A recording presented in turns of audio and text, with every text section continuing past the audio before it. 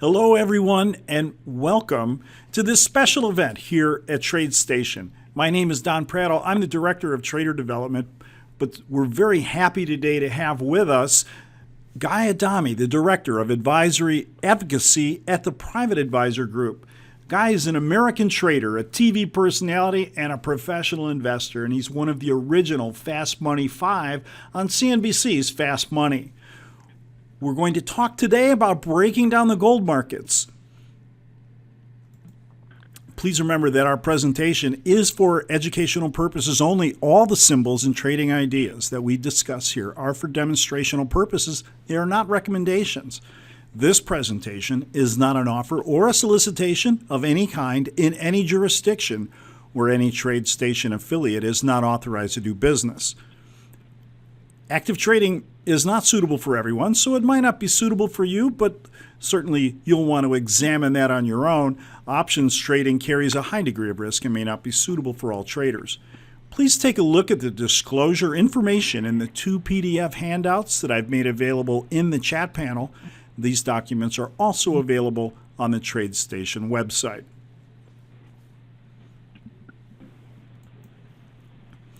Also with me today is Mr. Craig Bewick, the Director of Client Development at the CME Group, and he wants to talk to us about a very special contest that the CME Group is running, and we have, I'll let him give you the details. Hold on 1 minute, we'll switch over to Craig.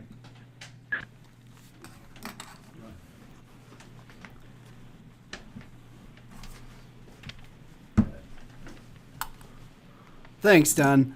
I'd like just to take a quick second to thank everyone for joining us this morning, as well as thank Guy and TradeStation, not only for their support of the gold campaign we're running, but as a great strategic partner of ours in educating individual investors on futures trading and the benefits of futures and options trading. As you can see on the slide in front of you, we're running a contest in which we're inviting anyone who wants to join to predict the price of August gold futures on June 30th for a chance to win a 1-ounce bar of gold, which, as I think Guy will probably talk about, is currently valued at over $1,200. Catch is you've got to have your entry in by tomorrow at 1:30 Eastern Time. Also, keep in mind that you'll be prompted to enter a price for the silver futures contract in the event that we have a tie in the gold contest. So the link to the contest is on the slide in front of you. And I'd also like to point out that when you visit the page to enter, you'll see a link to sign up for the CME daily newsletter that we've started producing. The daily newsletter provides daily market recaps, educational videos, and option market analysis that I think everyone will find interesting. So I encourage you to sign up for that when you go place your entry for our contest. And again, both the newsletter and the contest are free to enter, so I'd encourage everyone to go out there. And that's what I've got with that, so I'll turn it back to Don.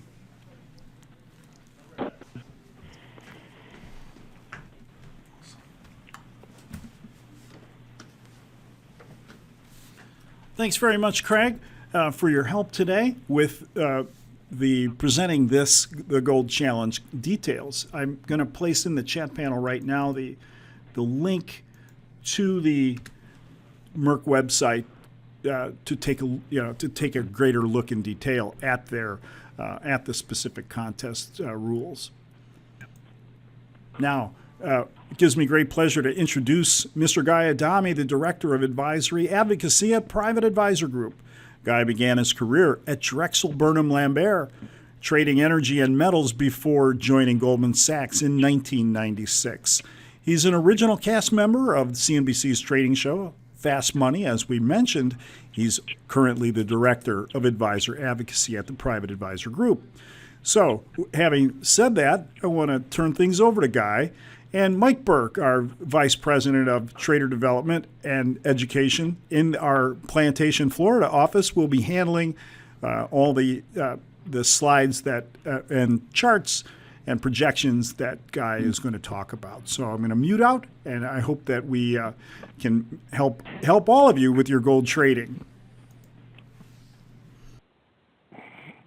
I appreciate that, Don, and I want to thank everybody for being on board today. For last I looked, we had over 1,500 people, I think, register for this. That's pretty incredible. So I appreciate you guys and gals taking time out of your busy days to be with us today. You know, we have Don. We obviously have Mike. I think right now I'm in New Jersey. I think we're in Florida. I think we're in Texas and Illinois, and we're all coming at you at the same time. So a lot of moving parts, but thanks for being here.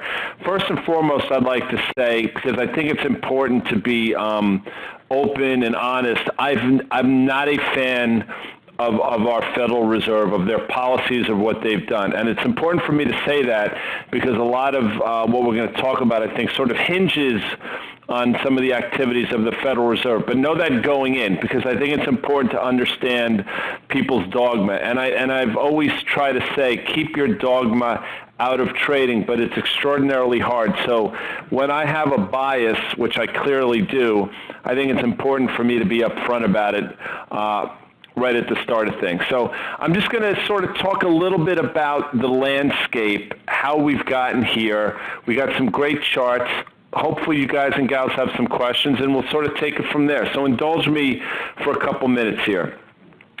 History is littered with terrible consequences born out of well-intentioned ideas and policy. The Great Chicago Fire started on October 8, 1871. To this day, it's the event that all other fires are compared.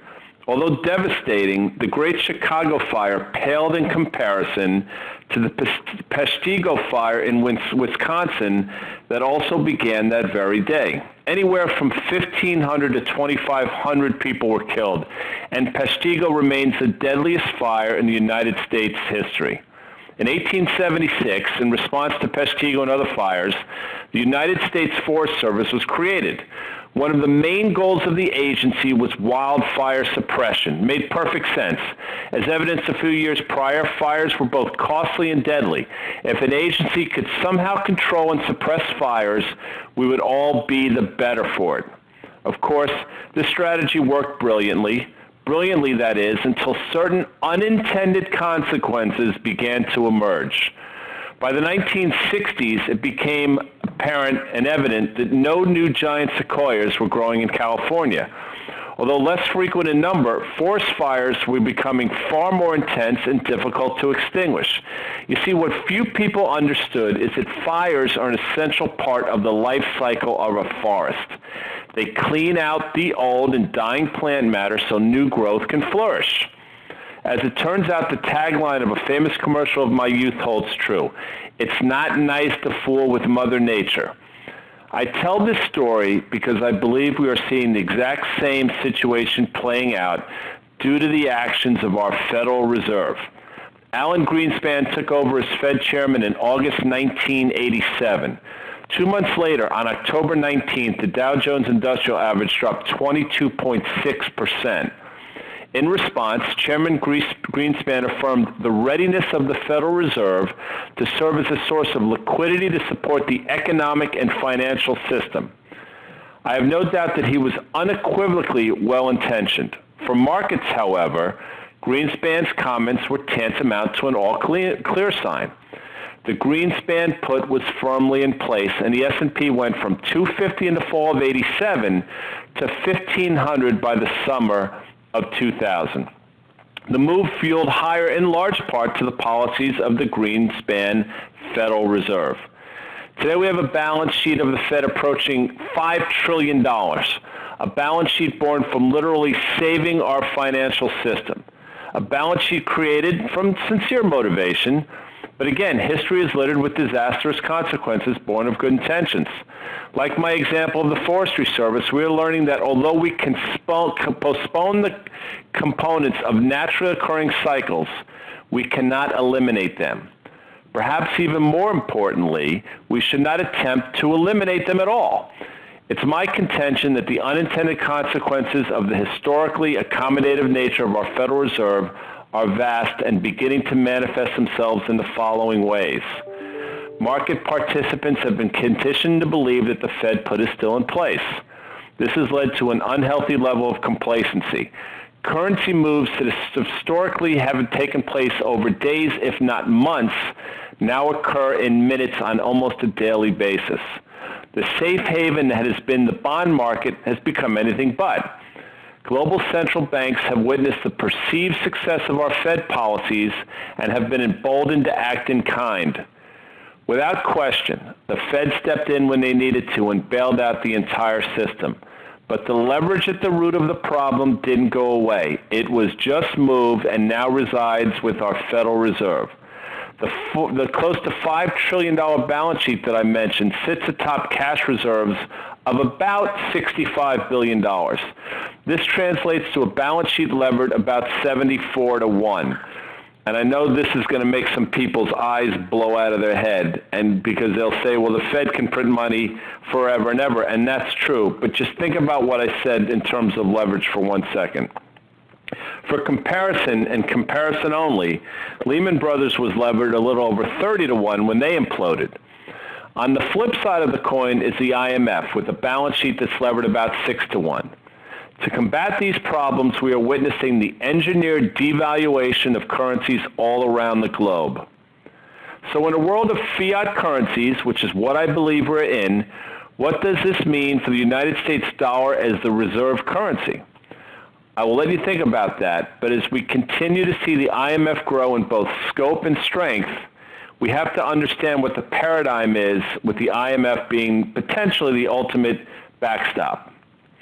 Although by definition the global race to zero will not end well, this of course leads us to why we're all here today, gold. If a few years ago, when I last talked about this in different contexts, you would have outlined the geopolitical events, currency swings, headline risk, unprecedented central bank activity, and asked me to forecast the price of gold, I would have said easily north of $3,000 an ounce and probably a lot higher than that. To the extent that there are any gold mining people listening right now, the actions of your industry speak to exactly that. On September 9th, 2009, Barrick Gold announced they were selling $3 billion of stock to purchase back all of their existing gold price hedges. Barrick was so confident in the continuation of the gold bull market that they took close to a $6 billion charge to their third quarter earnings. If you recall, this coincided with gold trading up through $1,000 per ounce. 2 years later, gold had rallied 80% and was trading north of $1,800 per ounce. So you see, they were right for a while, and in a lot of ways, they're still right. But what's interesting to see is you have not seen the gold miners, at least, the stock performance has not been commensurate with what you would think, given what's happened with the broader market and what's happened with the price of gold. Let me point out one other thing. A few years ago, and this is not to be some conspiracy theorist or just I have tinfoil on my head or all those crazy things, but you might recall a headline that the Bundesbank was going to repatriate their gold domiciled overseas. Now think about that for a minute. If my history professor or lessons taught me anything, Germany took their gold away from their borders and moved it to Paris, France, and the United States, in large part due, they were scared that the Soviet Union at the time was going to come in and take all their reserves. So they got rid of it. They moved it out. So you have to ask yourself, what changed? It was fine for 100 years, and then suddenly something magically changed overnight. For you Hunt for Red October fans out there, and I don't mean to insult anybody, but there was a line in the movie, and I'll somewhat paraphrase, but Fred Thompson, the actor, said something to the extent of, the Russians don't go to the bathroom in the morning without a plan. And the same holds true for Germany. They didn't just wake up and decide they wanted to repatriate their gold. It's clearly something they thought through. So one has to ask themselves, what do they see? What did they see then? And what do they see now that forced them to ask for their gold back? And then I'll bring this up as well. Central banks have been a net buyer of bullion, of gold bullion, every year since 2008. They've added close to 3,000 tons, or about 10% to their reserves. Again, what's going on with central banks? Why have central banks been hoarding gold, which is effectively what they've been doing? Now, you can say what you want about gold, and I traded it for 15 years at Drexel Burnham, then AIG, and then Goldman Sachs. And I've run into a lot of gold conspiracy theorists out there, a lot of gold bugs and what have you. But the reality is gold's always been a store of value. And in a world of fiat currencies, which I believe that's the world we currently find ourselves in, you have to ask yourself, what is the end game for gold? And I'll say something else, and this is not intended to be glib. It's just true, and it's something I've learned over the years. Gold is not a story until it is a story. So as we languish here in terms of the price, around $1,200 or so, seemingly on nobody's radar screen, you have to take a hard look at the world and say to yourself, what's taking place?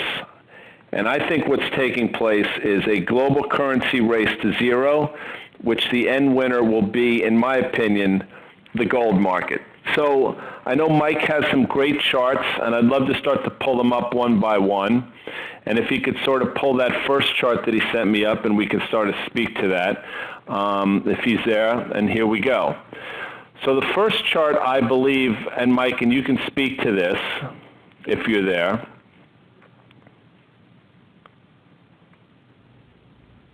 I'm here.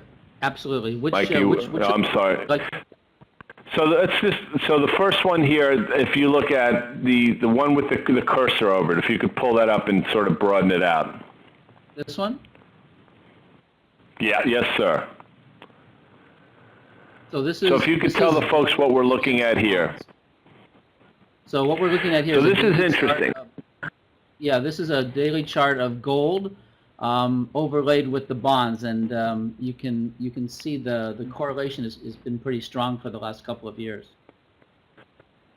Which is fascinating to me, and I think a lot of people will say the correlation that you're pointing out in this chart speaks to a perceived safety trade, safety in the form of gold and safety in the form of bonds. So as the bond prices go up, yields go down. And, we're starting to see a comeback in terms of the bond market and a backup in terms of yield. And you're starting to see a commensurate move in the price of gold. Again, I'm not telling you that I know what this means. I think I understand what's going on here. But again, the question that begs to be asked, and this is something I think you folks should want to think about. We're in the midst of a Fed rate hike cycle, which I think we all agree is going to be ongoing. And it seems like that's their course of action. But something that I say on our show every night in Fast Money, well, not every night, but a few times a week, is although the Fed controls the front end of the curve, they don't control anything else. So what's happening here, the front end of the curve has been moving higher, but yet you have this move in the back end of the curve that's completely counterintuitive, or at least counterintuitive to a lot of people. The back end has actually been moving down. So whether they realize it or not, which I'm sure they do, or whether they intend it to happen, which I'm sure they don't, the Fed is flattening out the yield curve. And that, to me, is extraordinarily deflationary. So the next question, or obvious question, should be, well, wait a second. If that's deflationary, then why should you own gold? Isn't gold an inflation hedge? And the normal answer and the correct answer is probably, yeah, you're 100% right. But again, what I think is happening here is it's on the backdrop against central banks that are trying to devalue their currency. So you have a lot of moving parts here. So I think in terms of this chart here, if you believe that the bond market will continue to rally, which, by the way, I'm in that camp, then this chart suggests that you're going to see the commensurate move to the upside in gold. And I'll leave you folks to your own devices, but that's what this chart, the first chart that Mike brings out, suggests. Now let's go to the next one. So, Guy, the next chart here is a percent change chart so that we can look at the performance of gold against the other markets since the beginning of the year. And gold has outperformed all of the other major markets, the stock market, bonds, and of course crude oil, which is struggling again today. So it's interesting. and I'm glad you brought this chart up as well, because I think people, when you talk about commodities, gold gets lumped in there for obvious reasons. But in my world, or at least the way I look at the world, crude oil is a commodity because it has an end use. Soybeans are a commodity because they have an end use. Gasoline, Florida concentrated orange juice for you Trading Places fans out there, they all have an end use. But if you think about gold, it doesn't really necessarily have an end use. And I'm going to sort of leave that somewhat ambiguous. Now, I understand what's happening here in terms of the divergence between crude oil and the gold market. And a lot of people would suggest, well, at a certain point that has to correct. I don't necessarily think that's the case. I think there are two different instruments going two completely different ways. So I think if you look at gold differently than the rest of the commodities, and I hate using this term, so forgive me, but you could continue to see this decoupling of the gold market with the crude oil market. So don't look at that and assume that either crude has to catch up to the upside and or gold has to catch up to the downside. And by the way, the move in crude oil to the downside is taking place while the U.S. dollar is at the lowest level it's been since the election, I believe, which is also something to consider. One would think that as the dollar weakens, you'd see crude at least trade sideways to slightly higher. That's not what we're seeing at all. So I think this is an interesting chart to illustrate how we might see the forces of nature at work, and you might see a continued decoupling of the gold market and the crude oil market. So let's pull up our next chart. So, Guy, I thought it would be fun to look at the commitment of traders data. So this is data that's put out each week. Everybody who trades the futures markets have to report their net position, and then that data is published once a week. And so just let me tell you what we're looking at here real quick, and then I'll let you comment on it. The blue line at the bottom here. Well, let me interrupt real quick. Sure. I was going to say, Mike, you are much better suited to describe this than I am. I obviously understand it, but not to nearly the extent that you do. So if you would sort of really get into this a little bit in the weeds, I think it would serve the folks a lot better than me trying to fumble my way through it. All right, absolutely. So the blue line that you see at the bottom here are all of the commercial gold traders. These are typically the miners, and basically this is showing you what their net open position is. So they are net short 174,000 contracts right now.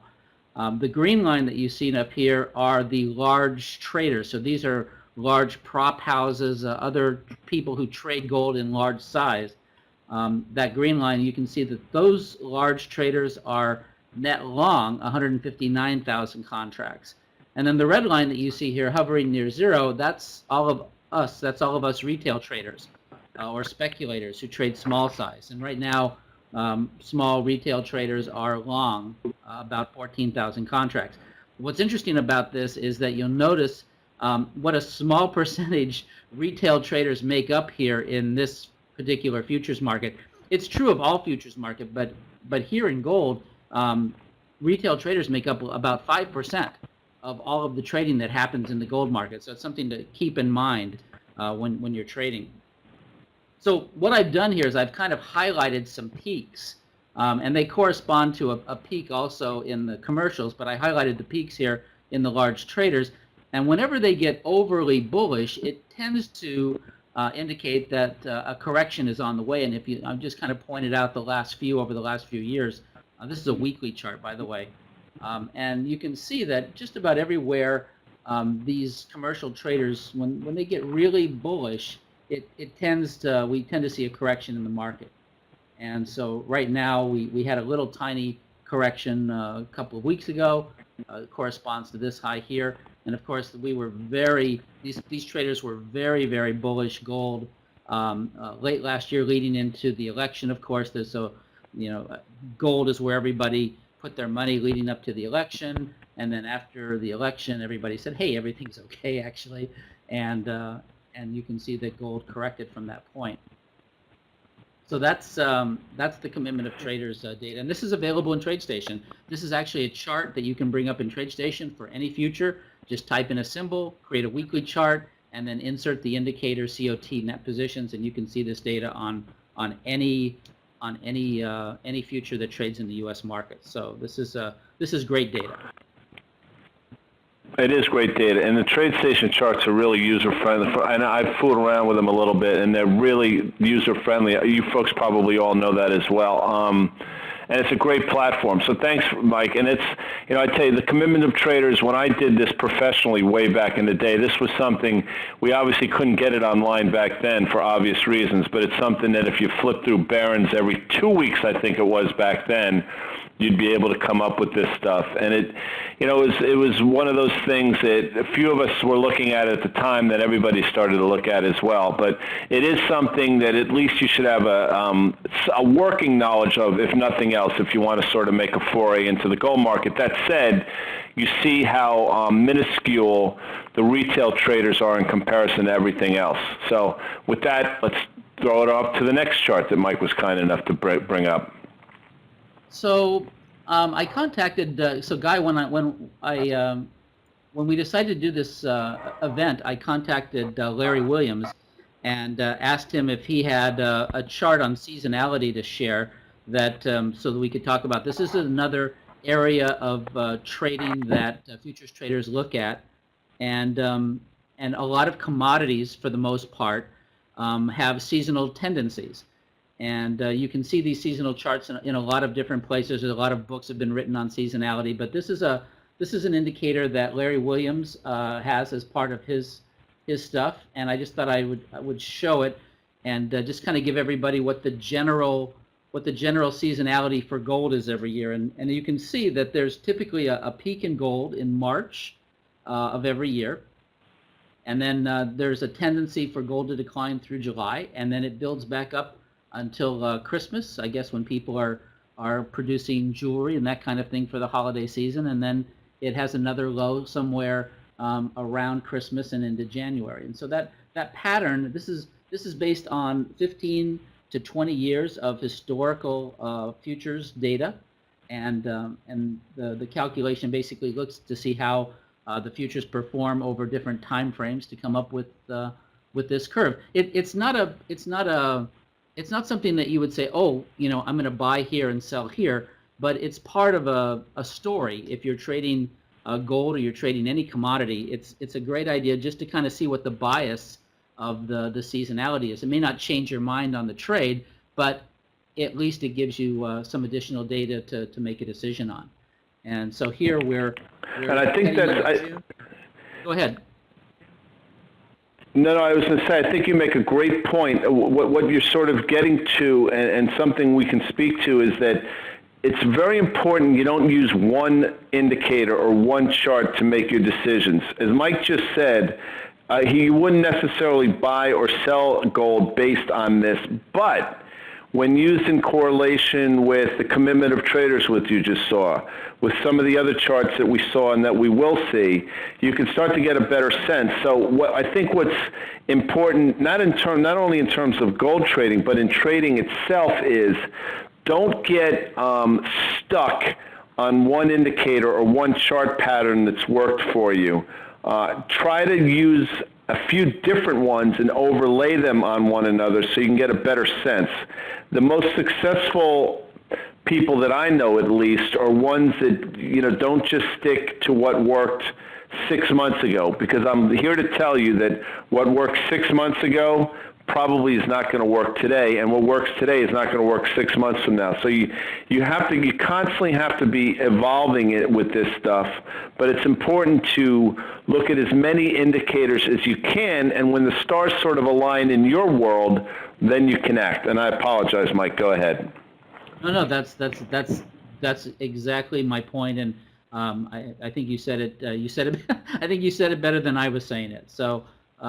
But yes, so definitely you can find seasonality charts in a lot of different places on the internet, and Larry offers a service where you can see his charts as well. So definitely just another thing to keep in the back of your mind to have in your arsenal. So the next chart, I think we have two more after this, if I'm not mistaken. Yeah, the next chart, Guy, I thought I would just bring up a daily chart of gold, and we would kind of look at the support and resistance levels of gold, and basically, you know, maybe get your take on the price patterns that are you know, going on in gold over the last year or two. Yeah, so it's interesting to me. So the first thing that stands out to me, at least, is that $1,200 has been an interesting level. If you go back to June last summer, it's obviously a level that we held before we bounced hard into, obviously, that July level, which in terms of a couple charts ago, which you see is historically the month where we trough. But that's an entirely different conversation. So you see the $1,200 support, had the big run up, and then back we get to December, you see what happened once we breached that $1,200 level. It had a pretty precipitous drop into the new year. We traded back through it, held, bounced around, but within, you know, a few dollars or so, that $1,200 became the pivot point for that ensuing move to $1,300 in the spring. So what stands out to me this is, if you look, that sell-off there, we didn't get back down to $1,200. We got close, but we didn't get back down to it.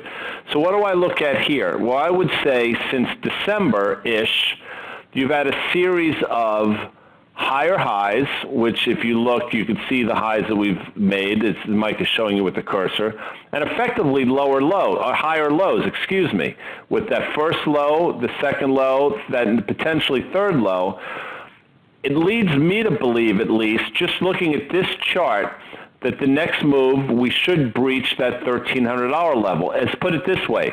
If you're bullish and want this to continue, you need to see gold close above that $1,300 level. So this continuation of higher highs and higher lows continues. So that's how I would read this chart. I will tell you, I am bullish gold for a number of reasons, and not least of which the situation in Venezuela. What's going on in Europe, regardless of what you think of Europe. Italian banks right now are effectively they're effectively bankrupt. Let's call a spade a spade. This Brexit situation still seems to be playing itself out.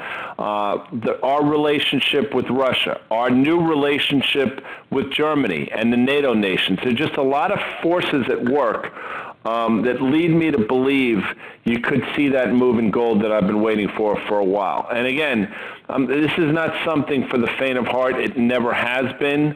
And I'm not suggesting it's for everybody. The fact that you're here leads me to believe that you're somewhat interested in it. You don't want to hear me drone on. But I do believe there are a number of reasons to be a believer in the gold market. And that's coming from somebody who's trying to take my pre-existing notions and my work background out of the equation. And now I think we have one more chart. So that's a great segue for the last chart, which is a weekly longer-term chart of gold. So just to kind of point out to your point, Guy, is that there is incredible potential to the upside. If we just go back a few years, gold was trading in the $1,800, $1,900 area with really a really firm support line here at 1,100 or 1,000. And now we see, right. And if you look again, well, now it's more or less well, let's put it this way. The $1,300 level, which we flagged on the shorter term chart, is interesting. And that sets us up, in my opinion, for a pretty quick $100 move. And then all bets are off if we close above 1,400. Then you start talking about filling gaps that we saw in 2013 and all those crazy things. So we'll see what happens. But that's how, That's how I sort of look at this whole thing. But you have to have in your head, if you were to be playing gold, I'm not suggesting you should or you shouldn't, believe me.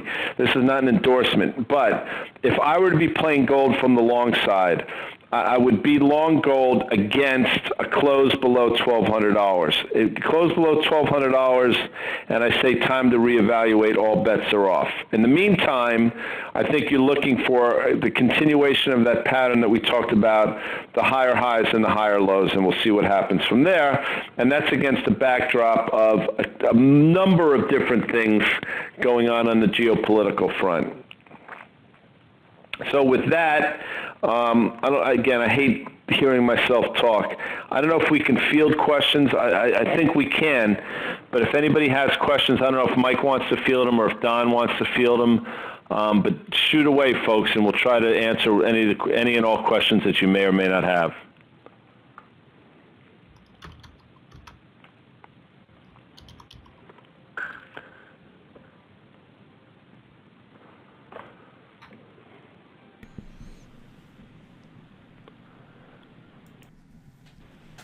See one question. Yeah.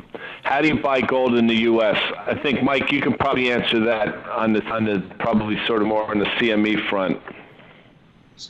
So, there are a number of ways of buying gold. Obviously, you can buy the actual physical metal, and there's lots of ways of doing that in your communities. You can buy coins, you can buy bars of gold, that kind of thing. But there are also ETFs in the stock market, and of course, where the action is in the futures market, the gold market, in the futures, which is the most leveraged market, and so there's lots of different ways that you can invest in and trade in gold. Yeah, and I have an interesting question here from Susan A. So I'm going to read it. Do you feel buying gold? Hold on a second, I lost it. Do you feel buying actual gold versus GLD makes a difference in this scenario? Susan, that is a great question, and I think you asked that question sort of knowing the answer. And this is not to cast aspersions to the ETF market at all, but I think the best thing that happened to the gold market years ago was the creation of the gold ETF. I think the worst thing that happened to the gold market was the creation of the gold ETF. And I know that, again, that probably doesn't make a lot of sense, although my sense is some of you folks are nodding your head because you understand what I'm saying.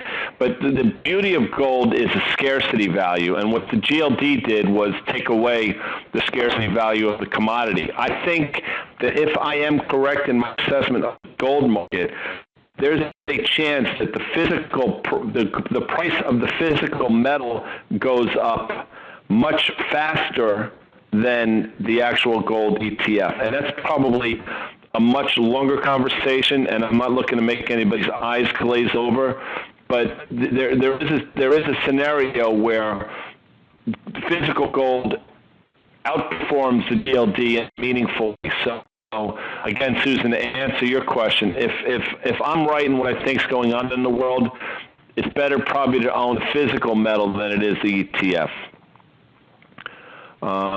Gold is in an uptrend, but gold miners seem to be in a downtrend. Why? You know what, Andrew? Great question. And it's something that when we've had gold mining CEOs on, I've asked the same question. And a couple of years ago, when gold was at its peak, the question I had was, you have gold trading extraordinarily well. You have a stock market that continues to go higher. Why does the stock price of this sector continue to lag so meaningfully?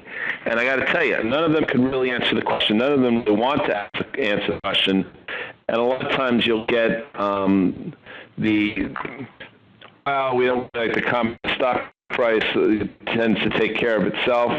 But the reality is, as levered as a lot of these gold mining stocks are, they should do much better when the price of gold rallies, and you just haven't seen that commensurate move. And to be quite honest with you, I'm not really sure why that is. So hopefully that answers that question.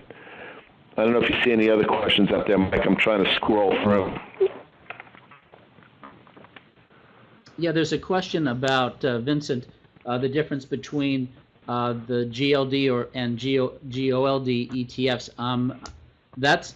That's a good question. I'm not real sure. Maybe Guy, you have some comment on that. But the best thing to do is to just you know what? research those two. Yeah, exactly. I would be lying if I told you I knew the differences in the. I don't is the short answer, Vince, and I apologize. I could lie to you and say that I do, but I'm one of these people that if you tell the truth, you never have to remember what you said. So I don't really know it as well as I probably should. Owning it as a hedge, I guess owning gold as a hedge against fiat currency manipulation. Yeah, I think that's sort of the play. And so, yes, David W., I agree with that. If you believe what I said, that we are in a world of fiat currencies and central banks that are tripping over themselves to devalue their currency against the next guy. And the reason for that is pretty obvious, because the goods of that country become more attractive to other nations. But what they don't take into consideration, or what they care about, probably the better statement, is it really adversely affects the citizens of their country. Why? Because obviously, if your currency is devalued, your buying power is devalued. So as much as we have in this country have preached a strong dollar policy, the reality is they want anything but a strong. And if you listen to President Trump a month or so ago, he actually made a comment about the dollar, which is probably not in his purview, but he did it anyway, saying that a strong dollar really, and I'm paraphrasing, but a strong dollar really hamstrings us here or hurts us a great deal. I encourage you to go back and listen to that. He clearly understands the pitfalls of a strong dollar, and he's not scared or not, and I don't say this is not a political statement, or he's not well-versed enough to know he shouldn't be, he's treading in areas where he probably shouldn't be treading in. And I think you're putting up a symbol. I'm trying to see what it is. I was going to put up silver. There was a question about silver. Yeah, I see that. The gold-silver ratio at 75 is silver investment. Better it's an interesting thing. Look, I understand why people would be infatuated with silver. As a matter of fact, as crazy as the gold bugs I knew out there, the silver folks were even worse. And they were worse, obviously, because of what happened with the Hunt brothers way back in the day, when they had a field day with the silver market. That said, they're very similar. I know gold a little bit better. Silver used to have an end use. There was Kodak, by the way, when people actually took pictures. One of the biggest buyers of silver on the planet was Kodak, believe it or not, because that's what they used for their film development. And now that business is going away in a meaningful way. So silver, in terms of the use as a commodity, it's not over, but it's much different than it was 10 or 15 years ago. So I don't know if it's better or worse. I just know that it's different, let's put it that way. I'm looking for some more questions. Gold is a symbol for Rand Gold Resources. I don't know if he meant the stock or if there's an ETF gold, but I'll go with that. Good question versus Bitcoin. So I guess gold versus Bitcoin. I'm looking at another one.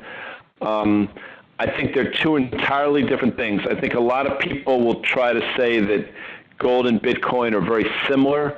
And I will tell you that I try to wrap my head around this whole Bitcoin craze, but it literally makes my ears bleed because it's so hard to understand. But I think Bitcoin is the next. It appears as though we are moving to some global currency, and Bitcoin could be the way that this whole thing manifests itself. Again, I'm not well-versed enough in Bitcoin to say that, but I don't think being bullish gold means by definition you're bullish in Bitcoin and vice versa. I think they're two entirely different things. And I know we want to be at 45 minutes, so probably have time for one more question, and I'm trying to sort of go through. Mike, if you say anything, jump in. There's a question by David there, which is probably a good way to end it. It says, as a beginner, and since the margins are so high to buy gold futures, do you feel that gold should be done by a more seasoned trader? Yes, is the short answer. I mean, it's, this is, if you go to Vegas, there's the $5 table, it's a $100 table, and this is clearly the $100 table. But, there are other ways to do this as well. I think if you're going to try to put it this way, if you're going to, as a layperson, to try to trade gold, I think it's extraordinarily difficult, regardless of the great tools the TradeStation has. I think it's very, very hard to do. But if you're a trader / investor / somebody that's focused on the goings-on in the world, I think that owning gold in some way, shape, or form as part of your portfolio, somewhere between, let's say 12 and 18% of your portfolio, could make a lot of sense. And again, I'm not an investment advisor. I don't have a license for that, but I'm just sort of thinking out loud. I think gold is part of a portfolio, given the backdrop of the world here, is not the craziest thing. To try to trade it as a trader is extraordinarily very, very difficult. The reason for my talk today was sort of give my overview on what I think is going on in the world and what I think is going on in the gold market, and hopefully to that extent I succeeded. But I don't want to fool anybody into thinking that's easy. It's anything but easy. And with that, I want to give it back to Mike and maybe Don for some closing comments. So Don, I don't have anything else. I'm going to turn it over to you as well. Thanks very much, Guy and Mike, for your presentation today. It was fabulous. I think it was extremely illustrative of the various products that are available to a gold trader. I don't want anybody to forget about the gold contest. If you're feeling as though that you can participate in this, it doesn't really hurt to give it a try based on what we learned today. So I want to. I posted that little link should take you straight to that. Yes, thanks, Mike, did as well. That should take you straight to the Gold Challenge contest page at the CME Group page. I want to thank from the bottom of my heart Mr. Guy Adami, because I know you're one of the busiest guys on Wall Street, and you are very free with your time as far as we're concerned here at TradeStation, and we want to thank you for that. Mike Burke is the master of most of our tools on the TradeStation platform. He's been instrumental in crafting those tools since the beginning of TradeStation, and so I always welcome his input and his help on these presentations. We want to thank Craig Bewick from the CME Group for coming over to us today to spend time with us to talk about the CME Group Gold Challenge. And we are recording, as I mentioned. This presentation will be available for you for future reference. Sometime later this week, it will be available on our VideoStation platform. If you're a TradeStation customer, if you're not, you'll be able to find it on the TradeStation YouTube page. So thank you very much for spending time with us today as we talked about opportunities in the gold market with Guy Adami, Mike Burke, and Craig Bewick. I'm Don Prattle from TradeStation, and I want to thank you. And then real quick. Sure. Don, I'm sorry. I have to respond to this. So David C., I see. I'm just going to respond real quick. David C. writes, I'm walking away from the webinar with no idea whether I should keep my coins or sell and take my, and I apologize for that. I really do. One of the things I'm very good at is trying to show both sides of an argument. Maybe I did it too good of a job and I confused you. But what I will say is this. If you have your coins, I'm a believer. It doesn't mean you should be, but if I don't want to be ambiguous in saying I am a believer, so I hope that helps. Anyway, Don, back to you. All right. And that's it from TradeStation for this afternoon's special presentation. Thanks so much for spending time with us today.